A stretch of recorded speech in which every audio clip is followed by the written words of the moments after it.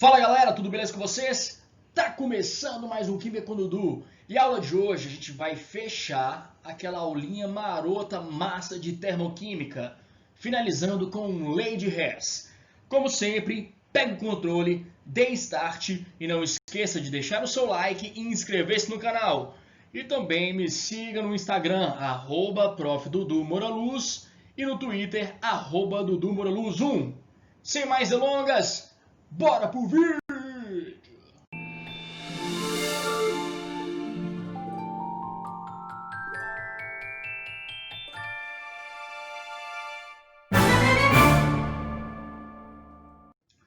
Para começarmos essa aula, vamos falar de German Henry Hess, que viveu entre os anos de 1802 e 1850. Ele foi químico, médico e geólogo e nasceu na Suíça. Em 1840, ele formulou a Lei de Hess, que diz que a variação da entalpia em uma reação química depende apenas dos estados iniciais e finais de uma reação química, não importando qual será o caminho da reação. Pois uma reação química ela tem infinitos caminhos para acontecer, mas a sua energia ela vai importar apenas do final e do início da reação. Vamos entender isso melhor. Estamos em Londres, Inglaterra. Vamos imaginar que Isaac Newton e Stephen Hawking eles são reações químicas e o estado inicial deles começa em Imperial War Musen. Tranquilos? Agora eles vão iniciar a sua caminhada, a sua reação química. E percebam que eles vão por caminhos diferentes.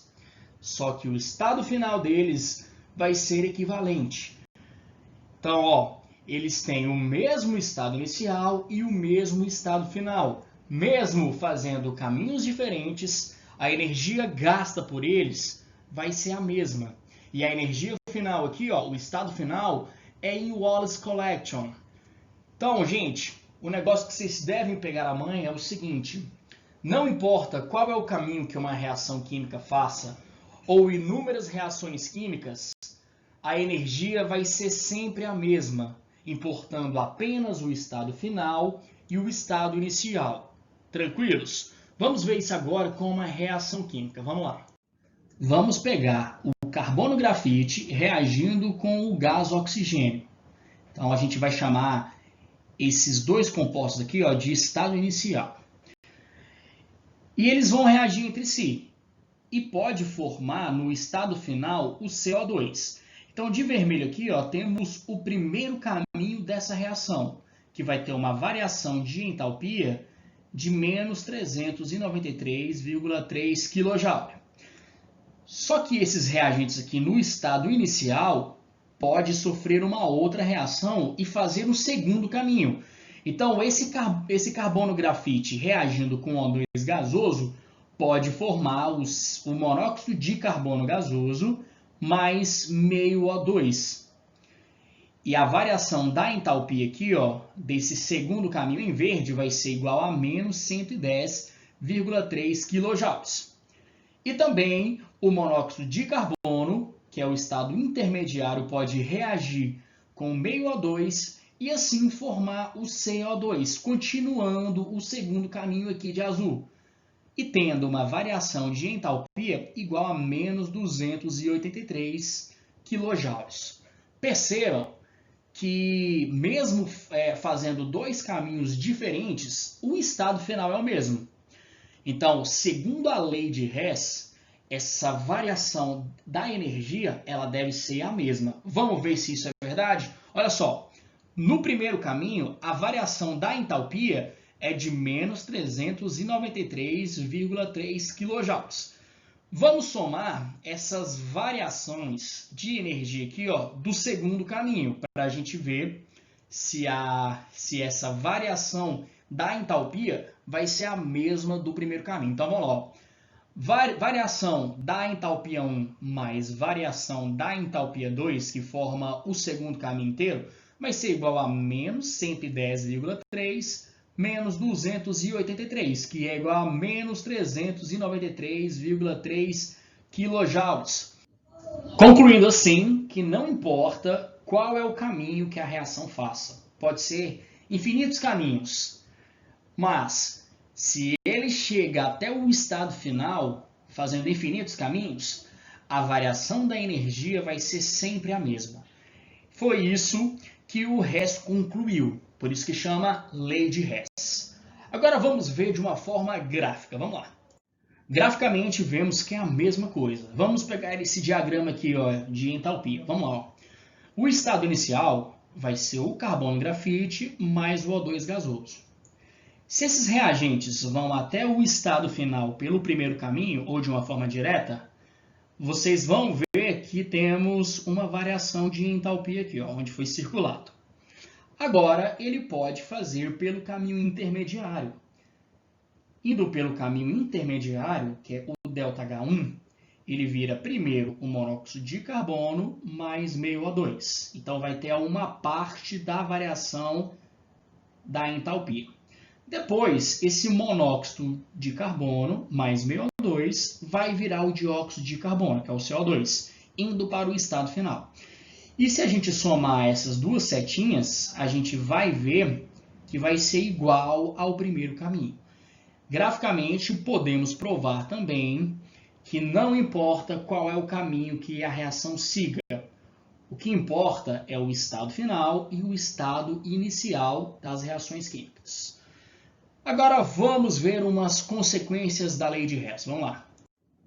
São 3 consequências da lei de Hess. A primeira é que as equações termoquímicas podem ser somadas como se fossem equações matemáticas. A segunda é, se a gente inverte uma equação termoquímica, devemos trocar o sinal de ΔH. E a terceira é, multiplicando ou dividindo uma equação termoquímica por um número diferente de zero, o valor de ΔH será também multiplicado ou dividido por esse número. Vamos pegar um exemplo que a gente vai fazer essas 3 consequências. Vamos lá. O exemplo é, temos aqui ó, a reação 1, o carbono grafite mais o O2 gasoso formando o CO2. E o ΔH dessa reação é igual a menos 94,1 kcal. A reação 2 é o H2 gasoso mais meio O2 gasoso formando água líquida. E o ΔH dessa reação é igual a menos 68,3 kcal. A reação 3 é o CH4 gasoso mais 2O2 gasoso, formando o CO2 gasoso mais 2H2O líquida. E o ΔH dessa reação é igual a menos 212,8 kcal. E a gente quer, calcule o ΔH da reação abaixo. E a reação abaixo é o carbono grafite mais 2H2 gasoso, virando o CH4 gasoso. Qual que é o ΔH dessa reação? Essas reações 1, 2 e 3 são as reações intermediárias, são os estados intermediários.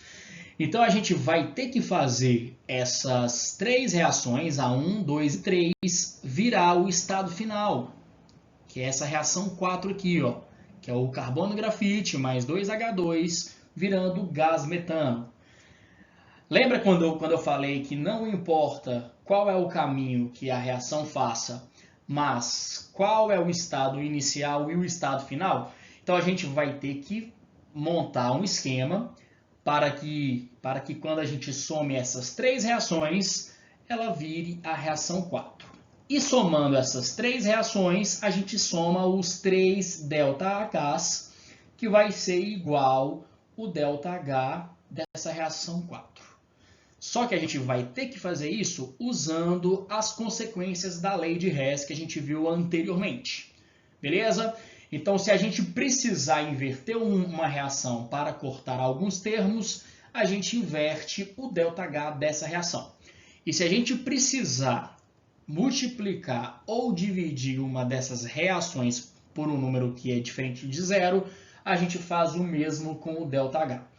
Então, vamos esquematizar isso aí. Vamos fazer, vamos embora. Observando a reação 4, a gente percebe que o retângulo azul aqui, ó, o grafite, o carbono grafite, ele está nos reagentes. Das reações acima, apenas a reação 1 tem o carbono grafite. Então, vamos selecionar aqui ó, com o retângulo azul também. Lá embaixo temos apenas 1 mol do carbono grafite. E aqui em cima também temos apenas 1 mol do carbono grafite. Logo, a reação 1 ela deve permanecer inalterada. Beleza. Agora vamos ver lá de novo, na reação 4, o H2, gasoso. Temos 2 mols de H2. A segunda reação é a única que tem o hidrogênio, que tem o H2. Só que a gente tem apenas 1 mol do H2 aqui. E na reação 4, a gente precisa de 2 H2. Logo, vamos multiplicar essa reação por 2. E tudo que a gente faz com a reação, a gente faz com o ΔH. Então, fica o seguinte, ó, 2 vezes H1, 2H2. 2 vezes meio O2, 1 O2. E 2 vezes uma água, 2 águas. E vamos multiplicar também o ΔH. 2 vezes menos 168,3 é igual a menos 136,6 quilocalorias.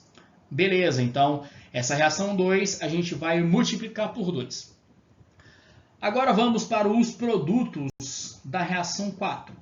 É o metano, é o CH4 gasoso que está com o retângulo vermelho. A reação 3, a gente pode perceber que o metano ela vai estar nos reagentes, e a gente tem 1 mol para cada um, né? Então, a gente vai inverter essa reação. Invertendo essa reação, a gente vai inverter o ΔH. Antes era menos 212,8, agora invertendo essa reação, a gente vai ficar com o ΔH da reação 3 igual a mais 212,8 quilocalorias. E agora a gente vai somar essas reações para ver se ela fica igual à reação 4. Vamos lá. E antes disso, tem uma regra importantíssima. Tudo que eu tenho em uma reação do lado dos reagentes que é igual do lado dos produtos, a gente pode cortar os termos. E a gente vai cortar muita gente. Ó. Vamos começar primeiro somando os oxigênios. Ó. Temos um oxigênio, um O2 na reação 1, mais um O2 na reação 2. Somando esses dois, a gente vai ter 2 O2. Na reação 3, temos 2 O2 nos produtos. Então, a gente pode cortar o O2 da reação 1, um O2 da reação 2, que somando vai dar 2, com 2 O2 da reação 3. Beleza, os O2 desapareceram, porque ele não tem na reação 4, então ele tinha que sumir realmente. Agora, vamos ver o CO2. A gente tem um CO2 nos produtos na reação 1 e um CO2 nos reagentes na reação 3. Então, a gente pode cortar esse CO2 com esse CO2. Pronto, está cortado. Na reação 2, a gente tem 2 águas nos produtos. E na reação 3, temos 2 águas nos reagentes. Pode cortar essas 2 águas com essas 2 águas. Pronto, está cortado. E agora a gente soma tudo. Olha só, nos reagentes, somando as 3 reações, temos um carbono grafite, 2 H2, e nos produtos o que sobra é apenas o CH4. E aí a gente pode somar então as entalpias agora. A entalpia 1 mais entalpia 2 mais variação da entalpia 3. Então vamos embora somar aí, ó. Vamos lá. A variação da entalpia da reação 4 é igual à soma das variações das entalpias da reação 1, 2 e 3. Ficando o seguinte, menos 94,1, menos 136,6, mais 212,8, que é igual a menos 17,9 quilocalorias. E agora, para a gente fechar a nossa aula, vamos fazer aquele exercício contextualizado bonitinho. Bora lá! Trevelyan é o ex-agente 006 do MI6, que trai a agência de espionagem durante uma missão para explodir uma fábrica de armas químicas no interior da Rússia, em companhia do colega 007, James Bond. Durante a operação, Trevelyan é capturado e aparentemente morto pelo comandante militar da fábrica, General Ourumov, enquanto Bond escapa e completa a missão. De volta a Londres, ele lamenta com M a aparente morte do amigo 00, pela qual se sente responsável. Uma das armas químicas que continha na fábrica durante a missão era o nitrato de amônio, o NH4NO3, um sal branco que pode ser utilizado na fabricação de explosivos. Uma das formas de obtenção do nitrato de amônio é pela reação do óxido de nitrogênio com a água, como mostra a reação abaixo. Dadas as reações termoquímicas abaixo, calcule a variação da entalpia na formação do nitrato de amônio. Então temos as três reações e suas respectivas variações de entalpia. Então, vamos embora fazer. Vamos lá, a gente deve fazer que as três reações aqui, ó, reação 1, 2 e 3, somando fique igual à reação de cima, que é o N2O mais 2H2O, virando NH4NO3. Beleza, ó. Vamos colocar um retângulo no N2O, para a gente saber o que a gente tem que fazer com as reações abaixo, para que o N2O fique nos reagentes. Na reação 1, contém um N2O, só que vai estar nos produtos. Para o N2O ficar nos reagentes, a gente vai ter que inverter essa reação e então vamos inverter o sinal do ΔH1. Pronto, invertemos a reação e invertemos o ΔH1, que agora fica igual mais 81,5 kJ. Beleza, a primeira coisa foi feita. A reação 1 ela deve ser invertida. Ó, aqui em cima nós temos duas águas de vermelho aqui, ó. Na reação 2, a gente percebe que tem uma água, mas ela está nos produtos, e a água ela deve estar nos reagentes. Logo, a gente vai ter que fazer duas coisas nessa reação. A gente vai multiplicar a reação 2 por 2 e inverter a reação. Aí a gente vai ter duas águas nos reagentes e não duas águas nos produtos.